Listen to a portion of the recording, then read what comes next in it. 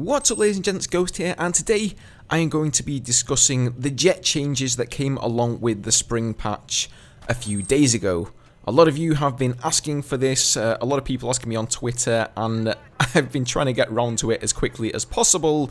One thing that's actually delayed that for me is my GPU actually died in my gaming rig. So for any of you guys who are watching the stream the other night, I was streaming, all of a sudden my computer shut down. A rather unsettling burning aroma filled the entire house. Anyway, the next day it came to light that my GPU has had it, so until I'm able to replace that, there won't be any more streams, unfortunately. However, the good news is that I will be able to continue making a few videos. I do have some stuff already recorded, and I'm still able to access my gaming rig so I can get that footage off of there and work on a few videos. So, the spring patch brought quite a lot of new stuff with it, such as Gunmaster, the new weapons, new suppressive changes, and lots of other stuff like that. Now, I'm not going to be covering that in this video. I think lots of other YouTubers have already covered that, and there's plenty of information out there to be found on that subject. What I'm actually going to talk about are the changes to the jets. Now, you may or may not know that there have been a number of changes to the jets that have significantly impacted them so much that they actually act in some regard as a nerf. Now, what I find most strange about this is that there was actually no mention of this in any of the patch notes. I'll actually link you guys the patch notes down below, and if you scroll down to the vehicle section, the only thing mentioned about the jets is that if you have all of the mastery dog tags, you can get your hands on some nice new contrails, which I unfortunately don't have yet. I'm going to work on that, and I would like to try them out. But after playing the patch, you realise that a lot of things have changed with the jets. Now, I did actually contact Tiggy, and I asked him on Twitter, if you're going to go changing things about the jets, why don't you put it in the patch notes? It's obviously going to cause an uproar in the community. People are going to be unsatisfied with the situation. There's nerfs going on. Why don't you put that in the patch notes? It really looks like you're trying to hide it because you know that the community will be unhappy with the situation. And he sort of said, well, it doesn't really matter what we do, there's going to be an uproar about this sort of stuff anyway. But putting that down below in the patch notes saying, okay, we've decided to nerf this on the attack jet or the stealth jet, and the reasons why. What are the actual reasons behind these balance changes? Do they think the attack jet or the stealth jet is too powerful? And if so, against what? It did also seem a little bit like the patch notes might have been rushed out. If you recall, and you were looking for the patch notes back on Tuesday when the patch came out, there was actually a post over on the forums that said they weren't ready, which is a bit bizarre to me. How can you put a patch out there but not have the patch notes ready stating what has actually been changed within that patch? I even remember because I got up early that day and wanted to make a video on the subject, but I couldn't make a video on it that day because by the time I got my hands on the patch notes, it was just too late for me. It was time for me to head off to bed. So what we're going to do, guys, is we're going to take each change as it comes, and I'm going to give my thoughts and understanding on why and what reasons they could have had for changing these things on the jets.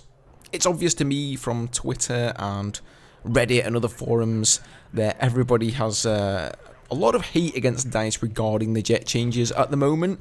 And, you know, they do these things for a reason. They have stated, and actually David Serlin did say the other day, that they're trying to make things more skill-based.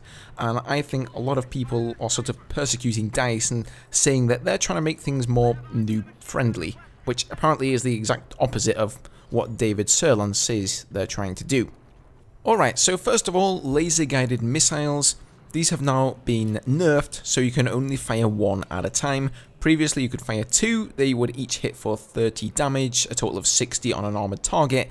And now you can only fire one. There's then a small delay before you can fire the second one. So, what was the point behind this change? This isn't anything new. I think we all knew this was coming. It's been active on the CTE for many months.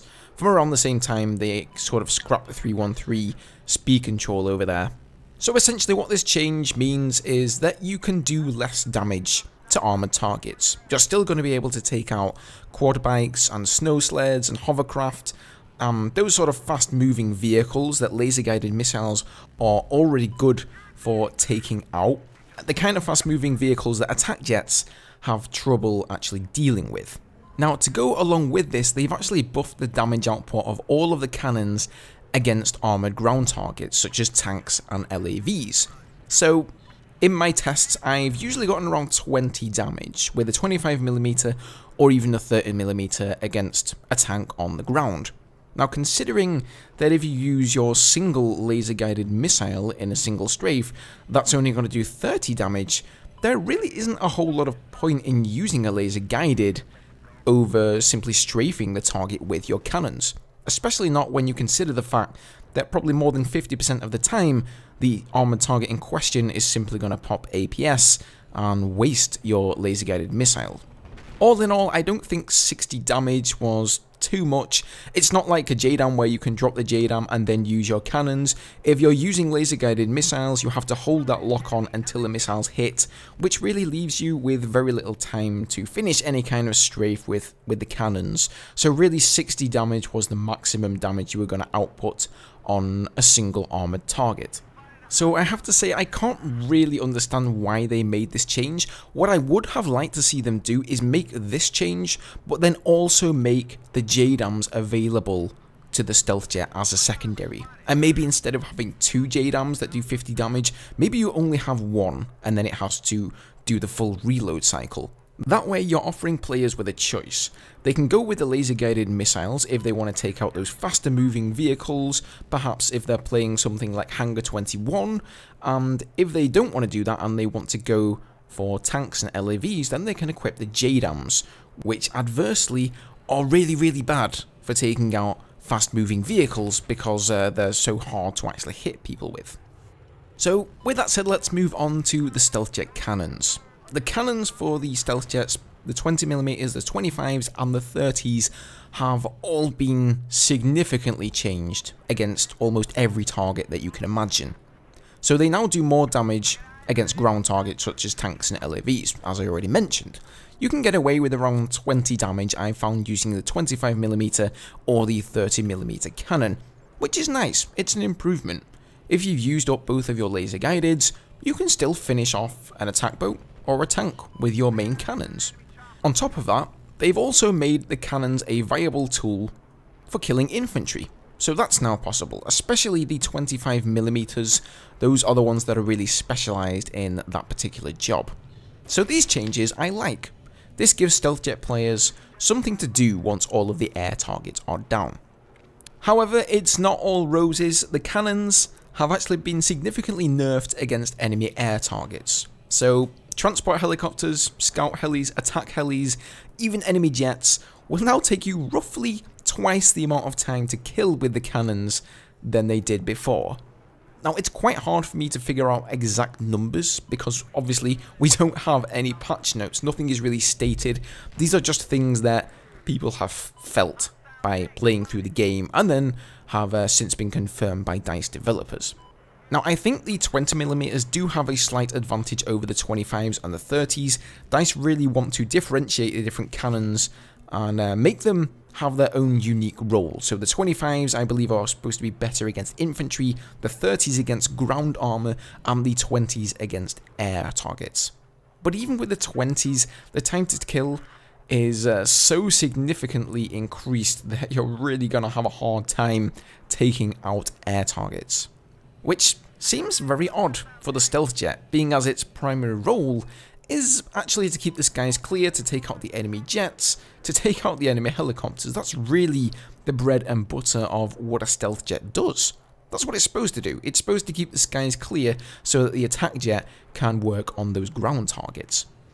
You also have to consider this in a one-on-one situation. Okay, I think if you get behind an enemy jet in the stealth jet, you can increase the time to kill twice as much, and it won't really matter too much. More than likely, you're going to end up taking out the enemy jet anyway. The same goes for transport helicopters, and pretty much the same thing goes for attack helicopters. But when it comes to scout helis, those things, at the hand of an experienced pilot, can rip you to shreds in a split second. In fact, if you go head on with a scout helicopter before the spring patch, there was probably a more likely than not chance that you would die from the scout helicopter's miniguns before you could manage to put enough rounds into him to actually kill him. Now the time to kill has roughly doubled, against a scout helicopter. And I don't even want to mention if that guy actually has a repairman in there with him. I think, scout helicopters, they were already hard enough to hit. They're very unpredictable, they're small. It's a challenge to take down a scout helicopter in one strafe, especially in a stealth jet. So now there's absolutely no chance you're taking it down in one strafe. And I'm sure a lot of you who are watching this video and are experienced pilots yourselves will have been in many a game where you keep going up against the same scout heli pilot and he just wrecks you time and time again because he knows exactly how to use his miniguns and he's a great pilot just like you are. So I feel that there is a balance issue that needs to be looked at there. So with that said, that leads us nicely on into some of the attack jet changes. Now unfortunately, the same exact thing has happened to the attack jet 30mm cannons. Now like I said, exactly for the stealth jets, for a lot of the air vehicles, this doesn't really matter too much, but there's still the same issue with the scout helicopters. Now I suppose you could argue that the attack jet's role is to really take out ground targets, and they can still take out ground targets exceptionally well. They haven't really been nerfed too much in that department, except when it comes to the JDAMs, and I'll come to those later on in the video. So you may say, they're not really supposed to be fantastic at taking out scout helicopters, and therefore this nerf is justified. Fair enough, I'll go with that one. When it comes to the attack jets, I can go with that. But what about when it comes to dogfighting an enemy attack jet, or even an enemy stealth jet? I think one of the main advantages that an attack jet actually has over a stealth jet is that their cannons do so much damage to enemy jets. So if you're able to get the advantage on the stealth jet, maybe in a head-on situation, or maybe you caught him unawares, he didn't realise you were there, maybe you even ECM snuck him, and you got a quick burst of your 30mm, you were able to take him down fair and square. On the other hand, if you didn't have the aiming skills, you weren't able to do that, and the stealth jet got behind you, that's pretty much it. You're almost certainly done for. In some situations you can dogfight your way out of there, but generally speaking, the stealth jet would always win. And I thought this was always a fair trade-off.